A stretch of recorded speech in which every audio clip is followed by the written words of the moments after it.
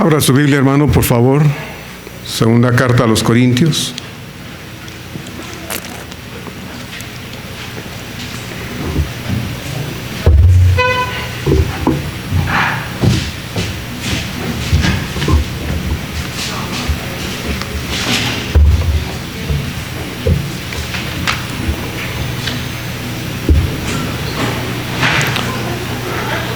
Segunda carta a los Corintios, capítulo 5.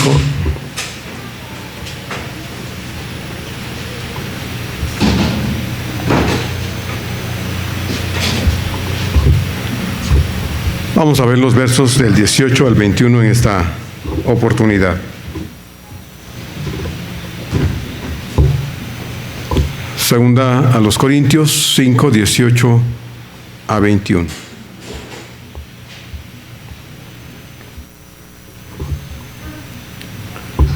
Si ya lo tienes, le voy a pedir que me acompañe a leerlo.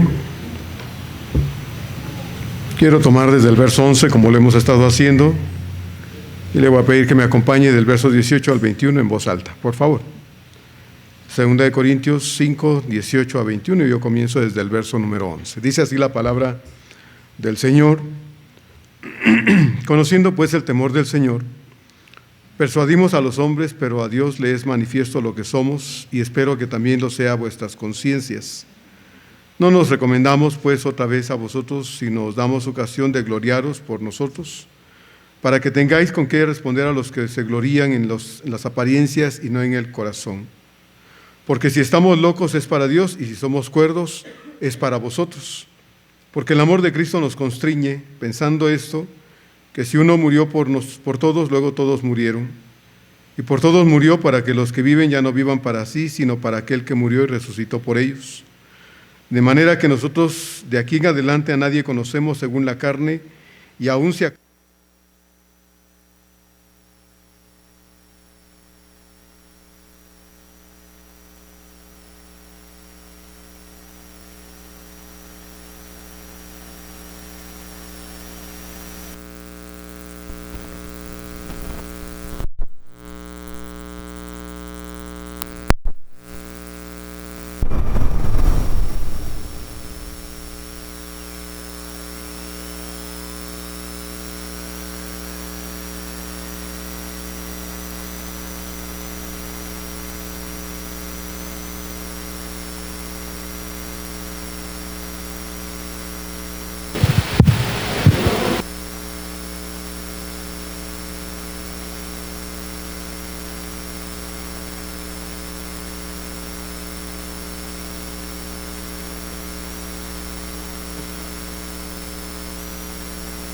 nos ha comisionado a nosotros acá.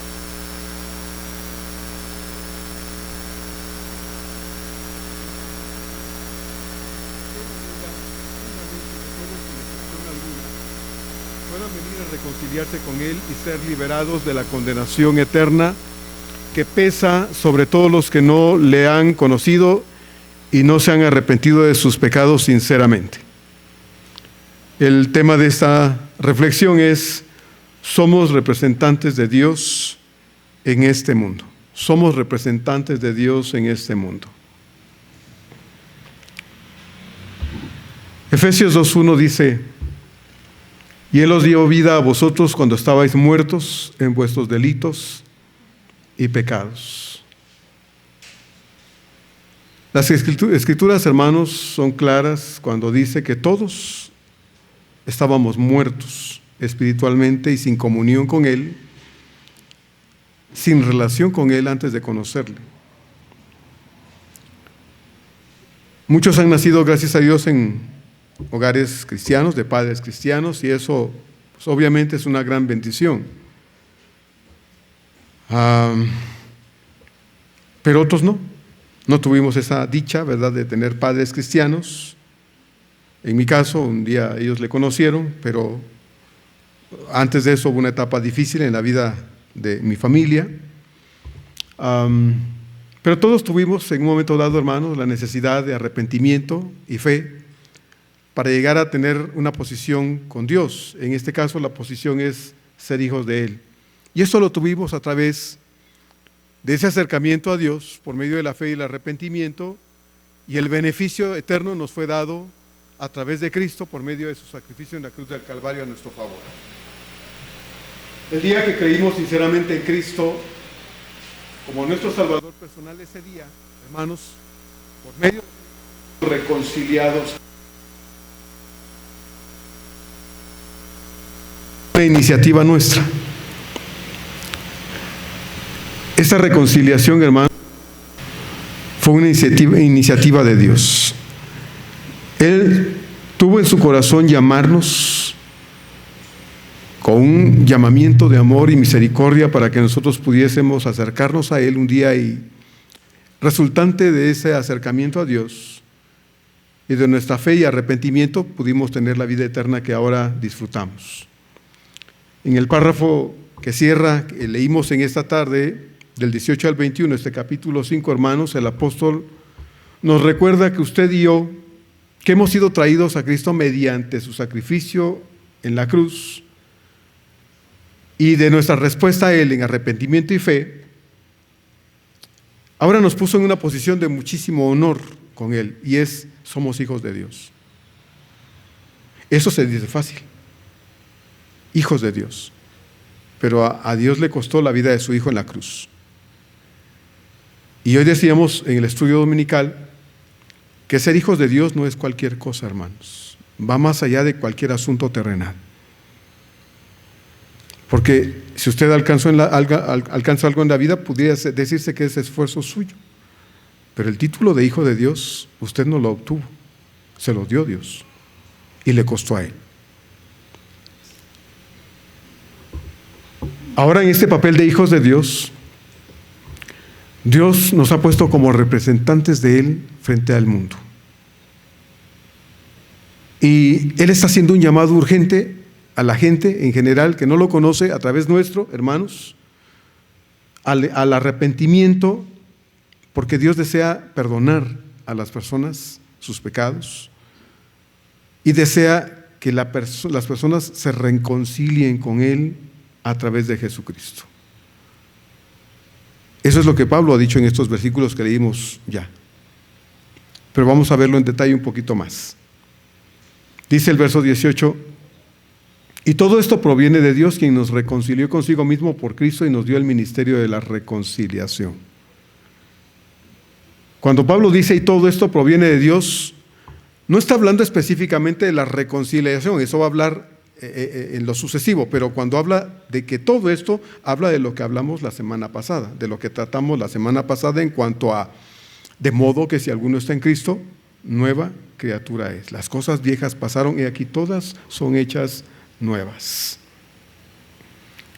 Esta vida nueva en Cristo no la efectuamos nosotros, la vivimos, la experimentamos, la disfrutamos ahora que conocemos al Señor, pero no es obra nuestra, hermanos. Eso no lo hacemos nosotros.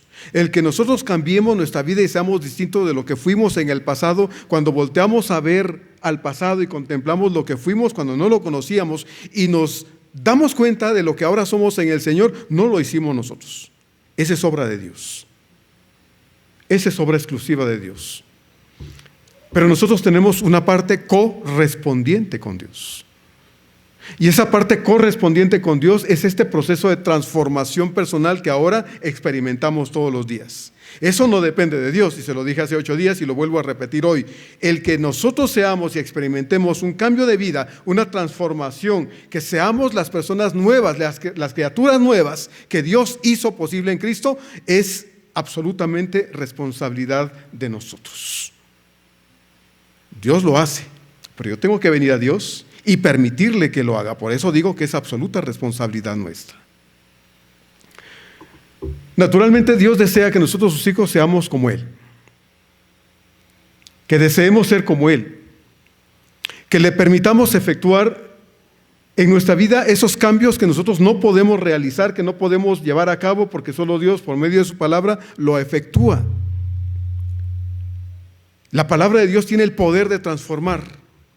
Es santificadora, es transformadora, cambia. ¿Sí? Sin ese estudio correspondiente de las Escrituras, sin esa lectura cotidiana de la Biblia, hermanos, no podemos cambiar. No se puede. Eso es imposible.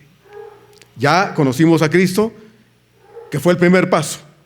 Entramos a la comunión con Dios a través de Cristo, fue el primer paso que dimos ya, gracias a Dios. Pero ahora que estamos adentro, nos corresponde a nosotros desear caminar con Él. Nos corresponde a nosotros determinar, decidir todos los días caminar con Él. Agarrarnos de la mano de Dios y decirle: Señor, no me suelto de ti.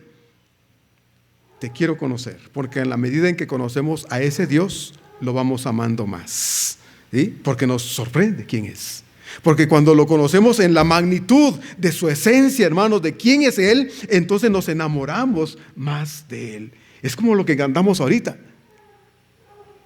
¿Se dio cuenta lo que cantó? Dice: Jesús, tú eres mi buen pastor y conoces mi camino. Yo confío en ti. Tú eres mi buen pastor. ¿A poco, hermano, habrá alguien que diga: pero a mí me aburre caminar con ese Señor? Bueno, yo esperaría que nadie pensara eso. Es tedioso caminar con ese Señor, es aburrido, hermano, yo quisiera que nadie pensara así. Que la experiencia de caminar con Cristo, hermanos, fuese cada día algo renovado, algo que nos emocione, algo que nos haga chillar incluso, hermanos, del deseo de sentirlo en el corazón y de experimentarlo desde que abrimos los ojos hasta que los cerramos en la noche de nuevo, si Dios lo permite. Porque debe ser una experiencia grata en el corazón de cada creyente, hermanos, tomar la mano de ese pastor bendito, perfecto, para que nos guíe, para que nos conduzca, para que nos lleve, para que nos alimente, para que nos acompañe, para que nos enseñe, para que haga lo que solo Él debe hacer. Pero yo debo tomar su mano. Yo debo decir: deseo hacerlo, y determinar tomarme de su mano. Su mano siempre va a estar ahí para que yo me agarre de Él y lo apriete. Así, hermano. Es como cuando vamos con nuestros hijos pequeños y los agarramos de la mano, pero nosotros les decimos: no te sueltes. Usted tal vez se lo dijo a sus hijos pequeños, se lo dice a sus hijos cuando están pequeños. Lo agarra, pero le dice: no te sueltes. Y lo agarra con firmeza. Así es Dios, hermanos. Pero debe haber un deseo nuestro en esto. Entonces, yo debo querer que Dios efectúe esos cambios, que solo Dios tiene el poder para hacerlo a través de su palabra. Como le dije la semana pasada, hermanos, a nosotros ya no nos queda aquello de genio y figura hasta la sepultura, ¿se acuerda? Hay gente que dice: no, genio y figura hasta la sepultura, hermano. Pues así lo dicen los dichos. No, yo no me llevo ni me dirijo, ni vivo a través del proverbio, los dichos, refranes. No, es la palabra de Dios. Esa palabra de Dios debe efectuarse en mi vida y debe trabajar en mí. Pero para que sea así, yo debo permitirle que lo haga. Ven, Señor, hazlo en mí. Y como dice un himno que cantamos: primero en mí. Los demás también, pero primero en mí. Y no es egoísmo, es un deseo sincero de un corazón que sabe que le urge cambiar. Entonces, a veces eso de genio y figura hasta la sepultura, pues, hermanos, lo decimos o se dice, pero ya no cabe, ya no va con nosotros. Es una atrocidad siquiera pensar que eso pudiera ser realidad en la vida de alguien. Porque si algo debe ser cierto en nosotros, hermanos, es que ya no somos lo que fuimos, ¿verdad? Ya no somos lo que fuimos. Y debemos, tal vez, como una práctica constante, detenernos de vez en cuando y decir: a ver, estoy cambiando, mi vida está siendo transformada, a ver, ¿cómo hablo? ¿Cómo pienso? Mis hábitos, mis costumbres, mi carácter, etcétera, etcétera, etcétera. Está siendo transformado porque debe estar siendo transformado. Ser una nueva criatura significa que ya no somos lo que fuimos, que no somos aún lo que deberíamos ser, pero que estamos en proceso de ser lo que Dios quiere que seamos. Eso es ser una nueva criatura, y lo dije la semana pasada y lo repito hoy. No somos lo que fuimos, no somos aún lo que deberíamos ser, pero estamos en el proceso de que Dios haga en nosotros lo que Él quiere que seamos. Eso es ser una nueva criatura. Pablo lo dice: de modo que si alguno está en Cristo, nueva criatura es. Las cosas viejas, ¿se acuerda que le dije? Están ¿qué? Pasando. He aquí, todas están siendo hechas nuevas. En el texto original, la expresión es una acción constante. Algo que no se hace en una sola ocasión y se acabó. No, es un proceso. Un proceso. ¿Hasta cuándo? Hasta que nos morimos. Ese día se acabó, ya no hay más que cambiar. Se habrá acabado esfuerzo, sacrificio, decisiones, luchas, lo que sea. Se habrán acabado. Pero mientras usted camine y tenga conciencia, usted y yo debemos estar metidos en esa lucha y permitiéndole a Dios: Señor, hazlo. Ven, aquí estoy. Debemos ser como esa masita, esa arcilla, ese barro, ¿verdad? Que va a la mano del alfarero y decirle: Señor, hazlo, moldéame. Hay un canto que así dice, ¿se acuerda? Lo hemos cantado muchas veces: moldéame, transfórmame, quebrántame, Señor. ¿Usted se lo pide? Pues ojalá. O usted de los que dicen: ay no, pastor, yo no le voy a decir a Dios que me quebrante, que me transforme. No. Mire, perdone, pero Dios no le va a pedir permiso, ¿verdad? Usted no le puede pedir a Dios, decir: Señor, te autorizo que lo hagas. Por favor, no. Dios no le está pidiendo permiso. Si usted es hijo de Dios, Dios lo va a hacer. Nos guste o no, lo querramos o no. Porque es necesario. Es necesario. Si usted dijera, en un remoto caso, si usted siguiera siendo la misma persona que fue antes de conocer a Cristo, tiene un grave problema, que puede ser resultante de dos opciones. Por un lado, pudiera ser que sí ha conocido a Cristo, pero como no crece en la palabra, no la lee, no la estudia, se quedó en conocer a Cristo y de ahí ha avanzado un tiempo y sigue siendo la misma persona. No puede dejar de hablar como habla, pensar como piensa, actuar como actúa, ser como es, y dice: ¿y yo por qué no cambio? Pero pues nunca lee la Biblia, no estudia las Escrituras. Entonces, pues ¿cómo puede cambiar? ¿Verdad? Porque solo la Biblia transforma la vida del ser humano. Solo las Escrituras tienen el poder de cambiar al ser humano. Entonces pudiera ser esa la razón. Como no estudia la Biblia, como no la lee, entonces usted se ha estancado espiritualmente y es un niño después de varios años de cristianismo. O, como bien lo dice la Escritura, y lo vimos en la primera carta, en el capítulo 3:1, Pablo dice: de manera que yo, hermanos, no pude hablaros como espirituales, es decir, creyentes maduros en su fe, sino como a carnales, como a niños en Cristo. Pablo le dijo eso a los corintios por su conducta y su forma de ser. Entonces dice Pablo: yo no le pude hablar como a gente que entiende las cosas de Dios y con las que yo puedo hablar las cosas de Dios, porque no las pueden entender. Ustedes son carnales, son niños espirituales. Después de tantos años, ustedes no han crecido. Entonces puede ser que esa sea la razón.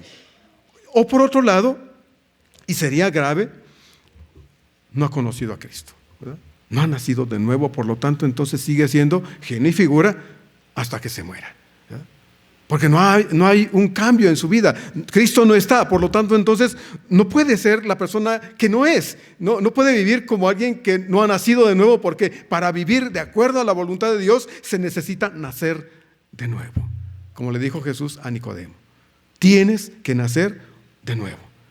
Ese cambio interno que opera Dios en el corazón, en principio, se ve expresado a través de una vida, hermanos, en la práctica, a través del estudio de las Escrituras. Cuando empiezo a leer la Biblia me doy cuenta de lo que Dios quiere que haga y cómo quiere que viva, y entonces empiezo a obedecerlo y eso va produciendo cambios en mi vida. Por eso entonces es necesario crecer en la palabra de Dios. Entonces, si eso fuese el caso, pudiera ser una de estas dos posibilidades: o que usted, siendo creyente, se ha quedado estancado desde su conversión y no ha crecido y es un cristiano carnal, un niño en la fe, ¿verdad? Con un cuerpote de adulto, pero con una mente y un corazón de niñito, como ¿se acuerda? Como Chabelo, ¿verdad? Bueno, o usted no ha nacido de nuevo. Por lo tanto, entonces, no puede ser lo que no es, ¿verdad?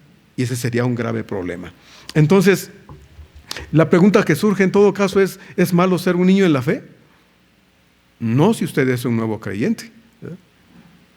Si usted apenas ha conocido a Cristo, pues la Biblia dice que usted es un niño espiritual. Ha nacido de nuevo y hay que ayudarlo a crecer, a desarrollarse, y eso es lo que esta iglesia hace cuando toma a un nuevo creyente y le enseña las Escrituras. Le dice: ahora tienes que estudiar las Escrituras. Le ofrecemos cursos bíblicos, le ofrecemos un discipulado para que usted se someta al estudio de la Biblia. Le decimos: tienes que orar, y le decimos qué es orar, tiene que leer la Biblia, y le enseñamos cómo puede usted leer la Biblia, de dónde usted puede empezar a leer las Escrituras. Tiene que hacer una disciplina de esto todos los días de su vida, porque necesitamos practicar una vida devocional, ¿verdad?, con el Señor. La vida vida devocional implica tener una comunión específica con Dios todos los días, en un momento del día, todos los días. Y si no lo estamos haciendo, entonces también eso impide desarrollo espiritual, ¿verdad? Tenemos tiempo para todo, trabajo, es más, hacemos horas extras, hacemos de todo, pero no tenemos tiempo para Dios. Eso, hermanos, estorba para nuestro desarrollo espiritual y eso impide que un creyente sea lo que debe ser y se quede estancado y entonces se convierte en un creyente inmaduro, un creyente carnal, espiritualmente un niño, ¿verdad? Eso es. Entonces, no es ser malo ser niño si usted es un nuevo creyente. Pero es malo ser un niño espiritual si usted tiene 2, 3 años, 5 años, 10 años, 20 años, 30 años y sigue siendo la misma persona que fue antes de conocer a Cristo. Eso sería terrible. Es terrible si eso pasa, ¿verdad? Y necesitamos tener mucho cuidado, hermanos, porque un creyente que no crece no produce fruto. Y ese creyente sin frutos es estéril. Y Dios en su palabra dice que no sirve, ¿verdad? No sirve. Ahora estoy diciendo que no va a entrar al cielo. Si usted ha creído en Cristo, bendito Dios, va a entrar con 6, de panzazo, 5.9. Creo que todavía se usa eso. Va a entrar. Pero no es así como debemos entrar. ¡Ay, qué bueno, la libré! Pues bueno, podemos pensar así, ¿verdad? Pasé de panzazo. Pero no es así, hermanos. Entonces, Dios espera de nosotros fruto que lo glorifique, ¿verdad? Fruto espiritual que demuestre que lo amamos a Él.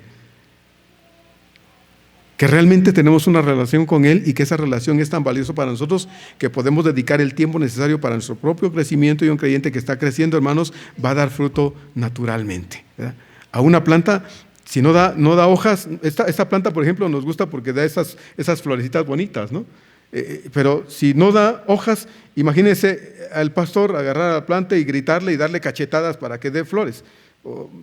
Pues podría hacerlo, pero si le doy unas cachetadas a la plantita la voy a destrozar, ¿verdad? Entonces la voy a lastimar.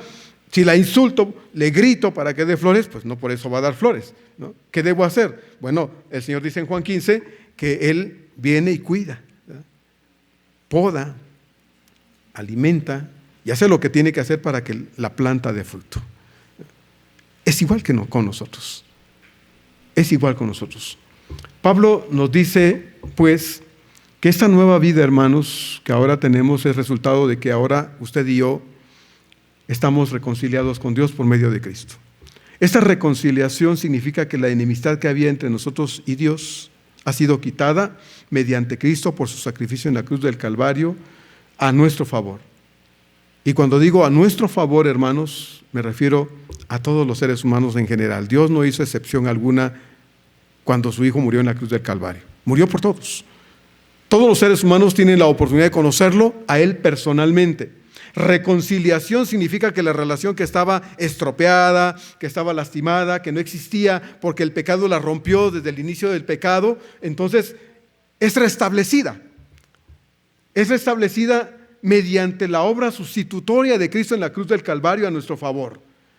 Nosotros pecamos. Nosotros fuimos los que pecamos y nos alejamos de Dios. Nosotros, hermanos, de manera voluntaria renunciamos a Dios cuando pecamos, le ofendimos, le dimos la espalda. Sin embargo, a pesar de todo esto que hicimos, fue Dios quien propició y tomó la iniciativa para que eso se cambiara, para que eso se resolviera. Y la forma en que Él lo hizo fue mediante Cristo Jesús. Nos buscó y nos llamó con misericordia y paciencia, de modo que cuando nosotros oímos la voz de Dios y respondimos en fe y arrepentimiento, Dios, hermanos, que estaba con su mano extendida de misericordia, tomó nuestra mano, nos asió para Él, nos tomó para Él y nos trajo para restablecer con Él esa relación que no estaba, que no existía. La volvió a restablecer. Y esa relación, hermanos, no se rompe jamás, no se acaba jamás, no se termina. Usted es hijo de Dios y eso va a ser por la eternidad. ¿Qué clase de hijos somos ahora? Eso lo decidimos nosotros, ¿no? Si somos hijos obedientes, si somos hijos que sirven, si somos hijos que honran, eso lo decidimos nosotros, pero el papel de hijo no va a cambiar. Bendito sea Dios. Soy hijo de Dios hoy y voy a ser hijo de Dios mañana y pasado mañana si Dios me da la vida, y el siguiente año si estoy vivo y Dios lo quiere, voy a ser hijo de Dios. La sangre de Cristo me limpió y la sangre de Cristo fue el instrumento de Dios para registrar mi nombre en el libro de la vida, y eso, hermanos, es imborrable. Es imborrable. No tengo que tener miedo de que mi nombre no esté allá. Sí, mi nombre está allá porque fue promesa del Señor. El que cree en mí, dice el Señor, tiene vida eterna y no vendrá a condenación porque ha pasado de la muerte a la vida. Y Dios, hermanos, no tiene por qué mentirnos. Si Él dice una cosa, lo hace. Habiendo sido entonces reconciliados con Dios, ahora en virtud de esta nueva relación con Cristo, Él ha determinado, por amor a nosotros, hermanos, nombrarnos ministros del mensaje de reconciliación a otros. No es un nombramiento a fuerzas. No es un nombramiento, hermanos, forzado, obligado a cumplir. No, no, no. Cuando Pablo dice aquí en el verso 18 esto, y esto proviene de Dios, quien nos reconcilió consigo mismo por Cristo y nos dio el ministerio de la reconciliación, no dice que ese ministerio otorgado a nuestra vida fue a trancazos. No, si usted no quiere ser un ministro de esta reconciliación, de este mensaje a los seres humanos a su alrededor, Dios dice, está bien, no hables, no digas nada, no compartas acerca de mi amor. Dios no nos va a forzar a hacerlo. Pero Dios nos deja claro que nos ha otorgado ese ministerio, esa función de ir y hablar de Él a todos a nuestro alrededor. Nosotros somos ministros de este mensaje de reconciliación. Es decir, que a Dios le ha placido que seamos nosotros los que vayamos y llevemos este mensaje y le demos a las personas este mensaje de amor y esperanza a nuestro alrededor acerca del amor de Jesucristo. Que les digamos que Dios los ama y que hay esperanza en Él. Mientras están vivos, hay esperanza en Él. Todos sus pecados pueden ser perdonados si ellos ponen su confianza en Dios, se arrepienten de sus pecados y creen que verdaderamente el sacrificio de Jesucristo en la cruz del Calvario es suficiente para el perdón de todos los pecados. Ese es el mensaje que Dios quiere que llevemos, porque eso, hermanos, es el mensaje de la reconciliación en Cristo Jesús. Verso 19, Pablo dice entonces, Dios estaba en Cristo reconciliando consigo al mundo, no tomándoles en cuenta a los hombres sus pecados, y nos encargó a nosotros la palabra de la reconciliación. En el verso 18 que acabamos de reflexionar, Pablo nos ha dicho que Dios nos comisionó para llevar este mensaje de reconciliación. Ahora, brevemente Pablo explica cuál es ese mensaje de reconciliación que debemos llevar. Pablo dice que Dios estaba en Cristo reconciliando consigo al mundo, no tomándoles en cuenta a los hombres sus pecados. La obra sacrificial en favor de todos los seres humanos fue una acción conjunta del Padre y el Hijo. Por eso Pablo dice, porque Dios estaba en Cristo reconciliando consigo al mundo. Sí fue Cristo el que vino y murió en la cruz del Calvario, pero el Padre otorgó al Hijo, acuérdese bien. Por eso cuando usted y yo somos bautizados, el bautismo no se efectúa, hermanos, solo en el nombre del Padre o en el nombre del Hijo, en el nombre del Espíritu Santo. Cuando bautizamos a una persona le decimos, te bautizo en el nombre del Padre, del Hijo y del Espíritu Santo, porque los tres obran en la salvación del ser humano. El Padre otorga al Hijo. El Hijo viene en obediencia al Padre y da su vida en la cruz del Calvario. Pero el Espíritu Santo convence al mundo de pecado, de justicia y de juicio, ¿verdad? El que usted le hable a una persona y esta venga al conocimiento de Dios, no significa que usted es un buen evangelista, un gran evangelista. No, Dios le quiere usar a usted. Le usa a usted para que usted comparta el evangelio y otras personas puedan creer. Pero usted no convence a nadie. Esa es obra del Espíritu Santo. Pero Pablo dice que el Padre estaba en el Hijo reconciliando al mundo en Él. Entonces, la obra sacrificial en favor de los seres humanos es una acción conjunta entre el Padre y el Hijo. Cristo mismo dijo en repetidas ocasiones que Él y el Padre eran uno, que el Padre estaba en Él y Él en el Padre. Quiero leer solo un verso al respecto. Juan 10:38 dice, mas si las hago, habla de las obras que Él hacía, los milagros. Mas si las hago, dice el Señor, aunque no me creáis a mí, creed a las obras, para que conozcáis, dice el Señor, y creáis que el Padre está en mí y yo en el Padre. Jesús, como Juan deja claro desde un principio, es Dios. No parece Dios, es Dios. No es obra de la creación de Dios, como algunos dicen por ahí, no, es Dios mismo, 100%. ¿Sí? Entonces, así que La obra que Cristo llevó a cabo en la cruz del Calvario no fue aislada del Padre, sino que fue una obra conjunta en beneficio de todas las personas. Dios, dice Pablo, entonces por eso mismo estaba en Cristo reconciliando consigo al mundo. La palabra reconciliando en su original indica una acción continua. Como lo dijo en el verso 17 cuando habla de los cambios y la transformación que nosotros experimentamos, que es una obra continua, constante, todos los días Dios lleva a cabo eso en la vida del creyente. La obra de la reconciliación es una obra que Dios está haciendo todos los días, todos los días, todos los días. Cristo murió una vez en el pasado, hace más de 2000 años en la cruz del Calvario. Pero el efecto, hermanos, de ese sacrificio se efectúa en el corazón de todos los que creen en Cristo todos los días, todo el tiempo. Siempre hay gente que está reconciliándose con Dios. En este momento hay gente en el mundo que está creyendo en el nombre de Cristo y pidiendo perdón por sus pecados y está siendo reconciliada con el Señor. Eso es lo que Pablo está diciendo acá. Dios estaba en el Padre, Dios estaba en el Hijo, el Padre estaba en el Hijo y estaban reconciliando juntos consigo al mundo. La obra de la reconciliación entonces es una obra que Dios lleva a cabo constantemente. El sacrificio de Cristo fue uno solo. Pero el efecto de ese sacrificio, hermanos, el hombre lo disfruta todos los días. Usted lo disfrutó un día, yo lo disfruté un día, porque la obra reconciliadora de Dios es una acción constante todo el tiempo. Cristo ya no tiene que morir todos los días, hermanos, como dice el catolicismo romano, ¿verdad? En la misa católica, la misa es el sacrificio incruento para ellos. Eso lo adoptaron ellos desde el año 200 y tantos, ¿verdad? Dijeron, no, Cristo es sacrificado en la misa. Entonces, todas las veces que el sacerdote efectúa la misa, Cristo es otra vez crucificado. No, hermanos, no necesita Cristo morir todas las veces, como la misa católica lo dice, porque esto es antibíblico. El sacrificio de Cristo fue uno solo y definitivo para el bienestar espiritual eterno de todas las personas. Hebreos 7:27 dice al respecto que no tienen necesidad cada día, como aquellos sumos sacerdotes, de ofrecer primero sacrificios por sus pecados y luego por los del pueblo. Porque esto lo hizo Cristo, aunque el texto no lo dice, pero es implícito el hecho de que es Cristo, de quien el autor está hablando, porque esto lo hizo, dice, una vez para siempre, ofreciéndose a sí mismo.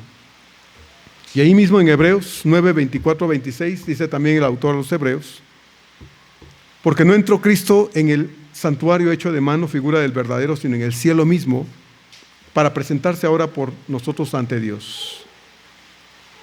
Y no, dice el verso 25 de Hebreos 9, para ofrecerse muchas veces, como entra el sumo sacerdote en el lugar santísimo cada año con sangre ajena. Recuerda, el Antiguo Testamento dice que el sumo sacerdote entraba una vez al año a ofrecer por los pecados nacionales, los pecados que se habían obviado, pasado por alto. Pero todos los días el sacerdote entraba a ofrecer sacrificios por el pueblo, porque todos los días había pecado y todos los días había que pedir perdón por ellos. Entonces todos los días, muchas veces el sacerdote entraba al lugar, al santuario, pero una vez al año entraba a ofrecer un solo sacrificio por el pecado nacional.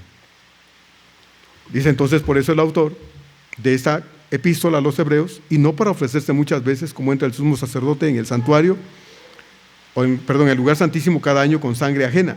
De otra manera, dice entonces el verso 26 de Hebreos 9, le hubiera sido necesario padecer muchas veces desde el principio del mundo, pero ahora en la consumación de los siglos se presentó una sola vez para siempre por el pecado de sí mismo, para quitar de en medio el pecado, por el sacrificio de sí mismo para quitar de en medio el pecado. Cuando Pablo dice aquí en ese verso 19, no tomándoles en cuenta sus pecados, no está diciendo entonces que Dios pase por alto los pecados de algunas personas o que no tome en cuenta algunos pecados en particular en algunas personas. No, hermanos. Cuando Pablo dice ahí que no tomándoles en cuenta sus pecados, está hablando de que cualquier persona, quien sea, cuando viene al conocimiento de Dios, esa persona haya sido quien haya sido y haya hecho lo que haya hecho, encuentra perdón. Todos nuestros pecados son perdonados. Mire, para Dios no hay pecado grande ni pecado pequeño. No hay pecado de muerte ni pecado insignificante. Para Dios el pecado es pecado. Una mentira, una mala mirada, un mal pensamiento. una mala palabra, un asesinato. Es pecado para Dios. Entonces, no es que Dios no tome en cuenta ciertos pecados o trata con benevolencia a ciertos hombres por ser quienes son y no les toma en cuenta ciertas cosas. No. Para Dios el pecado es pecado. Lo que Pablo está diciendo es que cuando el hombre viene a Dios, haya sido quien haya sido y haya hecho lo que haya hecho, su pecado le es perdonado. La sangre de Cristo nos limpia de todo pecado. Eso es lo que Pablo está diciendo acá. No importando cómo haya vivido, cuáles hayan sido sus hechos, Dios perdona a todo aquel que viene a él arrepentido. Isaías 1:18 dice: venid luego, dice Jehová, y estemos a cuenta. Si vuestros pecados fueren como la grana, como la nieve, serán emblanquecidos. Si fueren rojos como el carmesí, vendrán a ser como blanca lana. Pablo vuelve a repetir, hermanos, que ya la obra de Cristo se ha hecho. Una obra reconciliadora en cada uno de nosotros. Dios nos ha reconciliado con Él. Ahora, habiendo sido reconciliados con Él, Él viene y nos toma y nos comisiona para llevar ese mensaje de esperanza a otros. Pablo dice, nos encargó. ¿Qué fue lo que nos encargó? Nos encargó el ministerio, la palabra de la reconciliación. Es decir, el mensaje evangélico por medio del cual Dios dirige su mensaje de amor y esperanza a otros por medio de usted y por medio de mí. Entonces, ¿es necesario hablarle a otros de Cristo? Sí, hermanos, es necesario, es urgente, es imperante. Estamos viendo al mundo que se está yendo, hermanos, a la destrucción. Y cuando usted ve las noticias, hermanos, si es que no las ve, véalas, se lo aconsejo. Vea las noticias, compre el periódico de vez en cuando, entérese de cómo está el mundo a su alrededor. Hay gente que dice, no, pastor, yo no veo las noticias, no veo los periódicos porque no me quiero amargar, no quiero sentirme todo achicopalado porque todo lo que está pasando alrededor. Entérese, hermano. Porque tal vez enterándonos de cómo está el mundo nos entre, hermanos, la urgencia en el corazón de anunciarles a otros entonces que aún están a tiempo del arrepentimiento. Todavía. Entonces tenemos oportunidad para ello. La palabra de la reconciliación es lo que nos fue encargado predicar, compartir. Hágalo, hermano. Háblenle a otros de Dios. No se quede calladito. No deje de decirle a esas personas que puede decirles que Dios los ama el mensaje del amor de Dios, porque puede ser que Dios le use a usted, porque Dios lo quiere hacer, para que ellos se den cuenta de que es urgente arrepentirse de sus pecados. Hágalo. Necesitamos hablar de Dios. Por eso Pablo dice en el verso 20, entonces, así que somos embajadores en nombre de Cristo. Como si Dios rogase, dice Pablo, por medio de nosotros os rogamos en nombre de Dios, reconciliaos con Dios. Y entre paréntesis yo pongo, reconciliaos hoy con Dios. No es mañana, es hoy que las personas se deben reconciliar con Dios. Para Pablo, la función de predicar y enseñar las buenas nuevas de salvación en Cristo era algo sumamente urgente, importante, trascendente. Por eso Pablo, y usted lea, hermanos, el libro de los Hechos, lean el libro de los Hechos a partir del capítulo 9, pero puede leer desde el principio. Vea cómo cuando Pablo se convierte a Cristo, estuvo, creo, 3 días ciego, ¿verdad? Porque cuando se encontró con el Señor, quedó ciego, y entró a la ciudad y ahí estaba, se dedicó a orar y a ayunar. Y después de este tiempo Dios envió a Ananías para que orara por él y recibiera la vista. ¿Se acuerda qué hizo Pablo? Pablo dijo, ay, ya soy salvo, qué bueno, gracias a Dios. Y se fue allá a Cancún a vivir el resto de su tiempo porque ya era salvo, gracias a Dios. No, hermanos. Pablo, de inmediato, se fue a la sinagoga de los judíos a predicar el evangelio. Y a predicar ese Cristo que 3 días antes perseguía. Hermano, para Pablo era prioritario, urgente, hablar de su Señor a otros. Lo es para nosotros. ¿A usted le pesa, hermano, que otros no conozcan a Cristo? Porque entre esas personas que no conocen a Cristo hay gente cercana a usted. ¿Y sabe qué? No podemos decirle al Señor, Señor, es que ya todos mis contactos, mis amigos, mi familia ya son creyentes, ya la libré, no tengo que hablarle a nadie. Hermano, hay más de 100 millones allá afuera que no conocen a Cristo. Más de 100 millones. Así es que a uno que usted le hable y le traiga el conocimiento del Señor y le enseñe a amar a Dios, ese se va a volver un testigo de Cristo también, porque a ese lo comisionará el Señor también para que vaya y haga lo mismo que usted, Dios está esperando que haga. Entonces, Pablo dice, somos embajadores en nombre de Cristo. Así que dice Pablo, como si Dios rogase, por medio de nosotros os rogamos en nombre de Cristo, reconciliaos hoy con Dios. ¿A cuánto le ha predicado usted el Evangelio, hermano, desde que usted conoce al Señor? Porque como le he dicho otras veces, yo esperaría que no hubiera ese tipo de creyentes aquí hoy, que no hubiera nadie así hoy. Pero hay creyentes que tienen años de cristianos y nunca le han hablado a nadie del Señor. Nunca. Nunca. Hay gente que dice, no, yo voy a buscar cristianos, hermano, y me los traigo a la iglesia. Deje esos cristianos donde están. Déjelos donde están. Vaya y busca al perdido. Al que no conoce a Cristo, a él llévele el mensaje de esperanza. Al creyente que está en otra iglesia, déjelo ahí. Ahora, si usted se encuentra en el camino a un creyente perdido que anda como el pez para nada, ¿verdad? Para ningún lado, bueno, convénzale de reunirse y tráigalo si quiere aquí. Está haciendo algo bueno. Pero Dios no nos manda a reevangelizar a los evangélicos. Dios nos manda a evangelizar al perdido. ¿Ya? Si en el camino se encuentra un creyente perdido, tráigale al Señor. Pero no son esos los que Dios nos manda a buscar, es al perdido, hermano. Pablo dice entonces que la función de predicar y enseñar las buenas nuevas de salvación en Cristo, para él era importante, tan importante que era el primer lugar en sus esfuerzos cotidianos, de todos los días. Él y sus colaboradores. En primera instancia, cuando Pablo dice somos embajadores, se refiere a él y a sus compañeros de equipo. Pero eso no nos exenta a nosotros, hermanos, lo siento mucho. A usted lo incluye ahora, tanto como a mí. Yo quisiera decirle, hermano, no hable de Cristo. Mire, si usted no quiere hablar de Cristo, no lo haga. Yo quisiera decírselo, pero no puedo hacerlo y no debo hacerlo, porque usted y yo tenemos la misma responsabilidad, hablar de Cristo. Atrévase. Pidámosle a Dios que nos descosa la boca, porque algunos la tenemos cosida para no hablar de Dios. Hablamos de todo, pero para Cristo la tenemos cosida y no la abrimos aunque haya la oportunidad. Hablemos de Cristo, hermano. Quien vive con usted en casa probablemente le urge conocer a Cristo. A quien usted llama que es un amigo o una amiga muy íntimo, muy cercano a usted, a esa personita le hace falta conocer a Cristo, ¿sí? Y a muchas otras personas a su alrededor. En la cultura judía,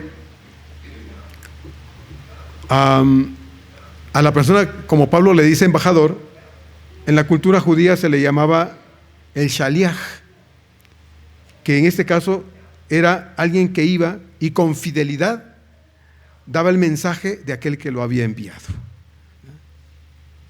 No decía lo que él quería, no decía lo que se le ocurría, no, iba y decía lo que su amo o quien lo había mandado le había dicho literalmente. Pablo dice, ese es un embajador. Y eso, hermanos, es lo que Dios quiere que hagamos, que vayamos y digamos exactamente lo que Dios quiere que digamos. ¿Qué es lo que Dios quiere que digamos? Lo que Cristo hizo en la cruz del Calvario por todos los seres humanos. Eso es lo que Dios quiere que digamos. Así hoy, hermanos, un embajador es alguien a quien un país designa como su representante en otro país, ¿verdad?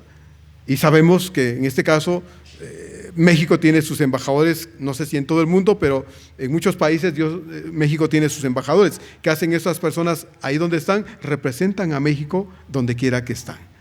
Así usted y yo representamos a Cristo, hermanos, al Rey de Reyes, al Señor de Señores en ese mundo de tinieblas. Nosotros tenemos, hermanos, el sagrado deber de anunciar a Cristo y en nombre de Cristo, reconcíliense con Dios. Reconcíliate con Dios. Ahora hay tiempo. Ahora que puedes entender el mensaje de Cristo, reconcíliate con Él. No es a fuerza. Usted no puede forzar a nadie a reconciliarse con Dios si no quiere hacerlo. Pero tiene el deber de decirle que debe reconciliarse con Él. La respuesta, la decisión es de las personas. Pero usted y yo tenemos el sagrado deber de anunciarles ese mensaje de salvación. Hermano, por favor, tómelo en serio. Tomémoslo en serio. Es el tiempo para hablar de Cristo. El mensaje, hermanos, puede ser un día que se nos prohíba hablar. Estamos viendo cómo muchas cosas están tratando de cambiar, que está queriéndose prohibir ciertas cosas. Hermanos, no, ahorita todavía tenemos suficiente libertad, bendito Dios, para predicar el Evangelio, para reunirnos sin que nadie esté ahí afuera diciendo, a ver, ¿tú qué aquí? Que ningún representante del gobierno, quien sea, nos esté forzando a hacer lo contrario de lo que nosotros queremos hacer, que es servir al Señor, caminar con Dios, hablar en nombre de Dios. Nadie nos puede prohibir, ahorita todavía no, pero a veces pensamos, y se está orando porque hay muchas cosas que están tratando de cambiar para perjuicio del reino de Dios. Y nosotros debemos aprovechar las oportunidades que tenemos, hermanos, de decirle a las personas: reconcíliate con el Señor. Es Dios quien por medio nuestro hace ese llamado, hermanos. Porque aunque nosotros vamos y hablamos, es Dios, como dice Pablo, quien a través de nosotros hace ese llamado. No es nuestro el mensaje, hermanos, es del Señor. Segunda de Pedro 3:9 dice que el Señor no retarda su promesa, según algunos la tienen por tardanza, sino que es paciente, dice, para con nosotros, no queriendo que ninguno perezca, sino que todos, dice, procedamos al arrepentimiento. Y primera de Timoteo 2:4 nos recuerda, el cual, es decir, Dios quiere que todos los hombres sean salvos y vengan, dice, al conocimiento de la verdad. Hermano, Dios desea que su hijo, su hija, quien sea, su amigo, su amiga, su vecino, le conozca. Dios sí quiere. Ahora la pregunta sería: ¿y yo? ¿Yo quiero? Con ese vecinito con el que me llevo bien y hablo de todo, pero de Dios nunca le he hablado. Atrévase, hermano, atrévase. Insista. A veces les digo yo a los hermanos: pues gaste unos centavitos e invite a esa persona a su casa a un cafecito. Y ya en su casa, háblele de Cristo. Atrevámonos, hermanos, porque el tiempo es muy breve. Dios tiene la mano de la reconciliación extendida hoy. Dios está con su mano así diciendo: yo quiero reconciliarme contigo. ¿Quieres tomar mi mano? Porque hoy es el perdón de Dios y está siendo ofrecido gratuitamente a cualquiera que quiera ese perdón de Dios.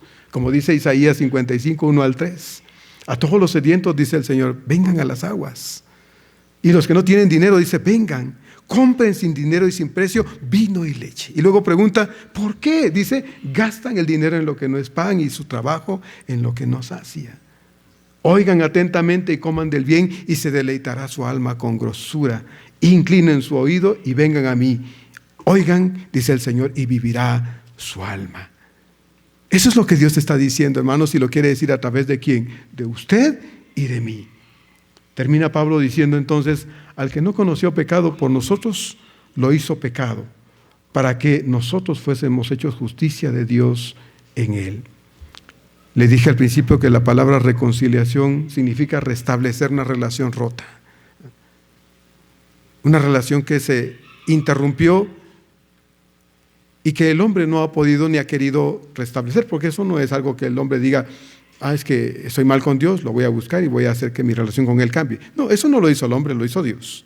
Dios tomó la iniciativa, Dios nos buscó. Dios vino en la persona de su Hijo al mundo a morir en la cruz del Calvario por nosotros. El restablecimiento de una relación que anteriormente estaba rota no la hizo el hombre, la hizo Dios. Una gran verdad es que Dios, pudiendo retener su enojo, hermanos, su ira contra nosotros, a causa de nuestro pecado, fue capaz de hacernos a nosotros los seres humanos objeto de su amor y de su perdón. Fue Él quien nos buscó, quien tomó la iniciativa en esta búsqueda de reconciliación con nosotros. Nosotros deberíamos haberlo hecho, pero no lo hicimos. Al contrario, nos alejamos más de Dios, le dimos la espalda. Le dijimos, nada quiero contigo, aléjate de mí. Y como dice Isaías, ¿verdad? Como ovejas, cada quien, seguimos por nuestro camino. Y nos alejamos de Él y vivimos una vida perdida, como dijo Pródigo, Lucas 15, separados de Dios, con una eternidad perdida, porque eso era lo que el pecado nos había entregado, la perdición eterna. Sin embargo, Dios nos vio con amor y paciencia y envió a su Hijo al mundo para morir por nosotros y nos dio la oportunidad de conocerlo, y un día alguien nos predicó el mensaje de salvación. Yo le he dicho muchas veces a usted, yo le agradezco mucho a Dios por esa hermanita que le insistió mucho a mi madre.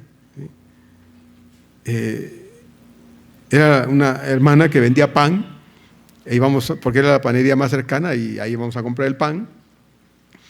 Y pues la hermana le predicaba a mi mamá todo el tiempo, y cuando mi mamá ya no quería oír, pues nos mandaba a nosotros, ¿no? Pero con nosotros le mandaba decir a mi mamá, dile a tu mamá. De todos modos le llegaba el mensaje a mi madre a través de nosotros, sus hijos. Hasta que un día mi mamá dijo, bueno, ya me voy a quitar a esa señora de encima. Bueno, yo creo que eso pensó mi mamá. para que ya no me siga molestando, y fue a la reunión de mujeres un jueves a las 3 de la tarde. Hermanos, yo no sé qué oyó mi mamá, no sé lo que vio, lo que Dios le dijo en su corazón, pero al siguiente jueves ahí estaba mi mamá otra vez, sola. Y Dios cambió a la más difícil de la familia Ambrosio Sánchez, a la persona más complicada, Dios la transformó. Y al domingo siguiente ya estaba con la marimba de hijos, ¿verdad?, en el templo. Dios hizo una obra preciosa en el corazón de mi madre. El último fue mi papá. Tiene sus problemas con el alcohol muy fuertes. Le costó, pero un día llegó al conocimiento de la verdad también, gracias a Dios. Así es que, hermano, ¿quién mejor que Dios tiene interés en que lo conozcamos? Él. Pero como Él no puede venir al mundo, que querría hacerlo, y los ángeles le dicen al Padre: Señor, déjanos ir a predicar el mensaje, nosotros vamos. Y Dios le dice: no, ustedes no tienen ese privilegio, lo tienen mis hijos allá abajo. Ellos tienen el privilegio de hablar de mí, que ellos lo hagan. ¿Se da cuenta, hermano? Qué precioso es eso. Los ángeles quisieran venir a predicar el amor de Dios. Y le ruegan al Padre que lo dejara hacerlo. Y dice Él: no, ese privilegio es de mis hijos en la tierra. Hermano, la gran verdad que nosotros debemos predicar es la verdad que nosotros hemos creído. Si usted ha creído esa verdad de corazón, entonces es el mensaje que debemos predicar. Como dice Pablo: al que no conoció pecado, por nosotros lo hizo pecado, para que nosotros fuésemos hechos justicia de Dios en Él. Él no se hizo pecado en el sentido de dejó de ser quien era para ser un pecador. No es eso lo que Pablo está diciendo cuando habla de lo hizo pecado. No, habla de cargó en Él. Puso sobre Él todos nuestros pecados, y Cristo tomó nuestros pecados y fue con ellos a la cruz. Y pagó por ellos con su sangre preciosa derramada allí y con su vida puesta, para que nosotros pudiésemos, hermanos, a través de ese sacrificio, tener la bendición de que la maldición que estaba sobre nuestras cabezas se quitara a través del amor de Cristo Jesús, como bien dice Pablo en Gálatas 3:13. Cristo nos redimió de la maldición de la ley, hecho por nosotros maldición, porque escrito está: maldito todo aquel que fuere colgado en un madero. Es una cita de Deuteronomio capítulo 21. Maldito todo aquel que es colgado en un madero. Él fue hecho maldición por nosotros, en el sentido de que el pecado y las consecuencias las sufrió Él. Por eso cuando Él en la cruz dijo: Padre, ¿por qué me has abandonado? No estaba diciendo que el Padre lo dejó solo, eso no es cierto. Estaba hablando de la experiencia de la separación de Dios, que es lo que el pecado, hermanos, implica. Eso lo vivió su Señor por usted y por mí. ¿No le parece, hermano, que eso es extraordinario? ¿No le parece, hermano, que Él decidió sentir eso en su carne para que usted no lo sintiera eternamente? ¿No le parece que eso es hermoso, hermanos? Por eso cuando cantamos del amor de Dios, de que Él es nuestro pastor, de que Él es nuestro Señor y que yo quiero vivir para Él, hermano, deberíamos sentirlo desde adentro del corazón. Porque lo podemos hablar y cantar como cotorritos, ¿verdad? Como una mera experiencia, lo pusieron ahí, hay que cantarlo. Hermano, es para que usted lo viva, para que usted y yo lo creamos, porque esa es la realidad de nuestra vida. Él quiso quitar mi pecado y decir: a ver, tu pecado, Marco, y se lo echó encima. Y me dijo: para que tú no tengas que vivir eternamente separado de mí. Y tienes la oportunidad de conocerme si quieres. Y yo un día le dije: Señor, estoy harto de esta hipocresía en la que vivo, de esta miseria de vida que estoy viviendo. Señor, aquí está mi vida, te la doy. Aquí estoy, Señor. Aquí estoy. Y ¿saben qué, hermano? No me arrepiento. Y le digo a Dios: Señor, lástima que no te puedo recibir todos los días, sino de los 21 años yo estaría recibiéndote todos los días en mi corazón, porque sé quién eres. Pero una sola vez entró a mi corazón y nunca se ha ido de mi vida, hermano. Nunca me ha dejado solo. Jamás he estado solo de Él. A veces mi miseria terrenal, mi miseria humana me hace sentir cosas que no debía o no debería, pero yo sé que Dios nunca me deja. Él me dio su palabra. Él me dijo: yo estoy contigo todos los días hasta el final de tu existencia. Y Dios ha sido fiel con su palabra, hermano. Y si lo ha sido conmigo, que no me lo merezco, yo me imagino que con usted tampoco. Entonces, Cristo no pecó, pero tomó la maldición de nosotros, sobre nosotros, y se la echó encima.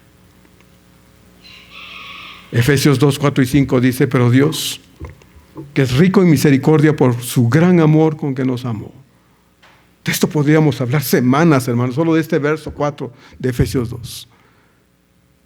Es rico en misericordia por su gran amor con que nos amó.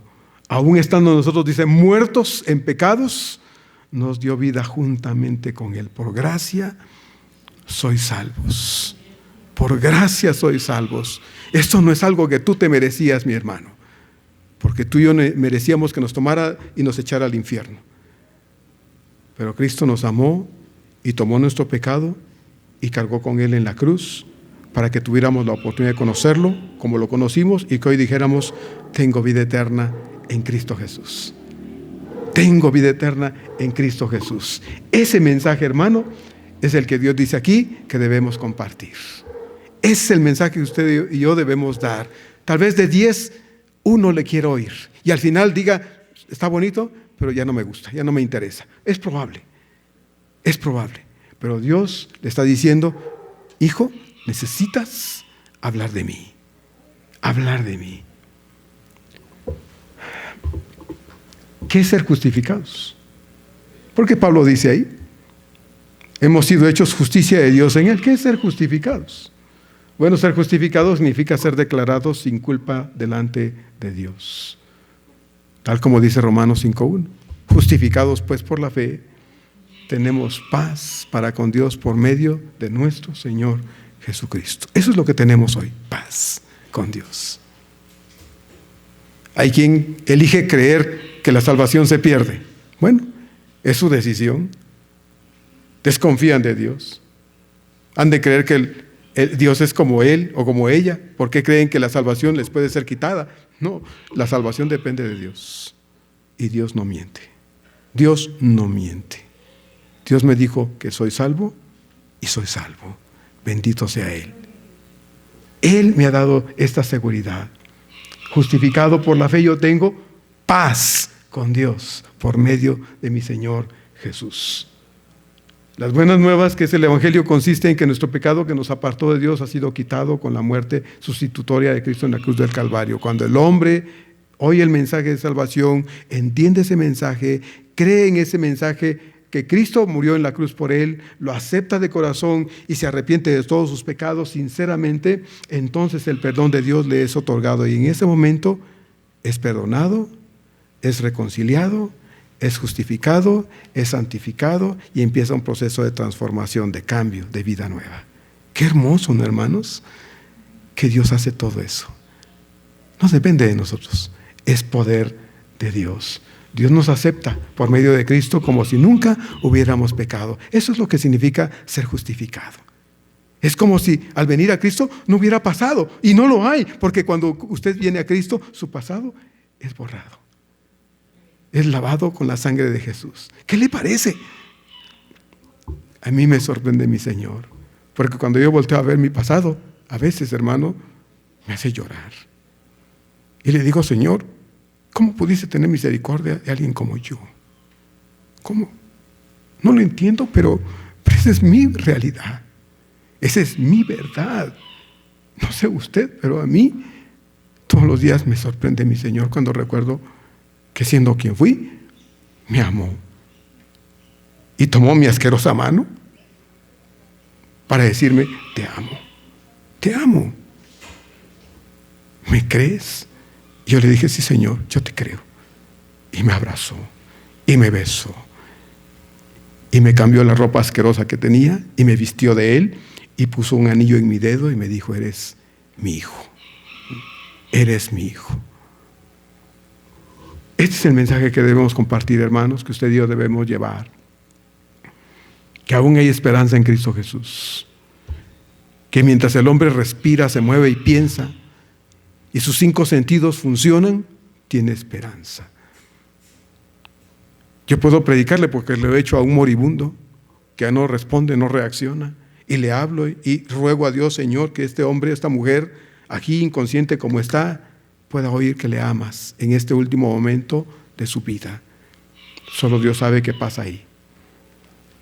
Pero Dios quiere que no lleguemos a ese punto, o que la gente no llegue a ese punto, ¿verdad?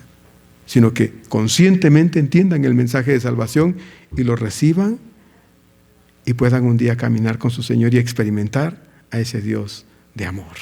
Como usted y yo lo experimentamos. Hermanos, vayamos y compartamos a Cristo todas las veces posibles, porque ahora es el tiempo de arrepentimiento. Hoy es el día para conocer al Señor y ahora es la oportunidad que Dios nos da para que lo compartamos a Él. Vamos a orar.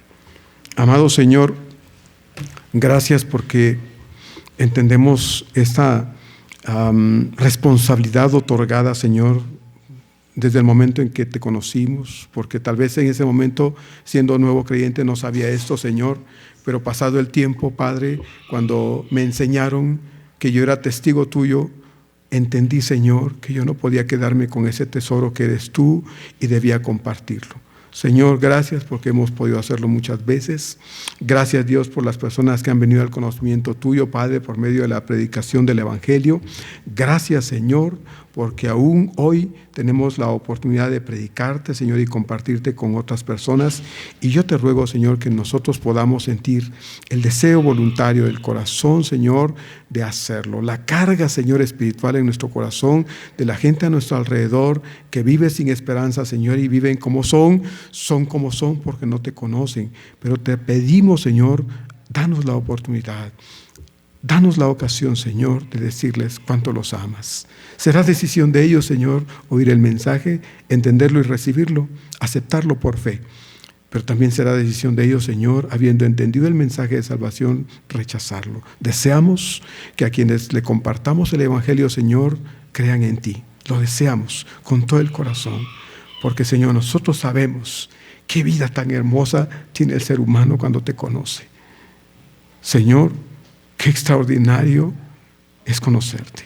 Nosotros lo sabemos. Y aunque quisiéramos obligar a la gente a creer en ese mensaje, Señor, no podemos. Pero sí podemos hablar de ti y rogamos, Espíritu bendito de Dios, que nos uses esta semana para hablarle a alguien de ti. Que insistamos con educación, con respeto, por supuesto, Señor, con las personas a nuestro alrededor. Porque necesitan conocerte y experimentar a este Cristo amante, este Cristo que perdona. Muchas gracias, Señor. Ojalá haya oportunidad para eso esta semana. Te lo pedimos, por favor, en el precioso nombre de Cristo Jesús. Amén.